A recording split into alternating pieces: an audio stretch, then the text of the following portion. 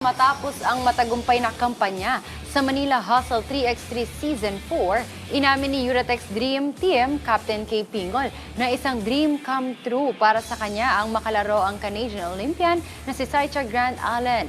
May report si Timidja Maika Bayaka.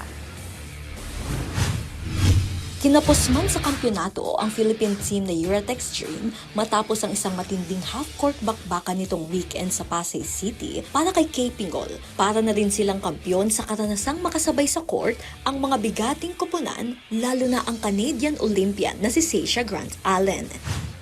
Alam namin, Olympian, mga Japanese, world champions, MVP champions, pero parang sobrang laking bagay na yun sa amin na makalaban sila. So parang ako nga, dream come true ko na makalaban si Saicha kasi MVP Olympian. So yun, sobrang happy na ako na nakalaban ko siya dito sa tournament na.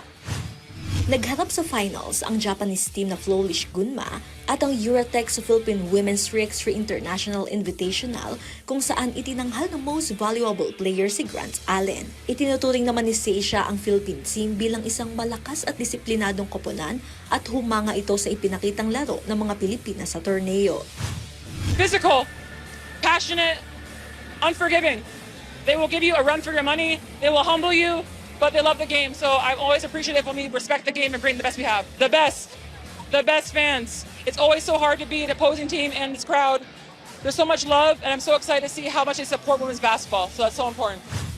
First runner-up ang Uratex at malaking bagay para sa team ang karanasang nakuha nila na kanilang baon sa mga susunod na international na laban. Sobrang laking bagay siya kasi ngayon nga, malalaki din yung mga kalaban namin. So kami na ang Philippine team, napakita namin na kaya din namin lumaban. Disiplina lang, stick lang kami sa plan, sa ano yung sinasabi ng coaches namin.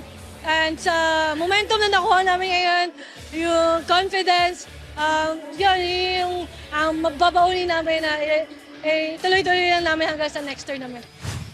Nakatakdang sumabak ang koponan ni Kay sa Thai 3x3 League sa Marso sa Thailand, pati na rin ang mga paparating na Women's Series kasama ang Gilas Pilipinas. Jamaica Bayaka para sa atletang Pilipino, para sa bagong Pilipinas.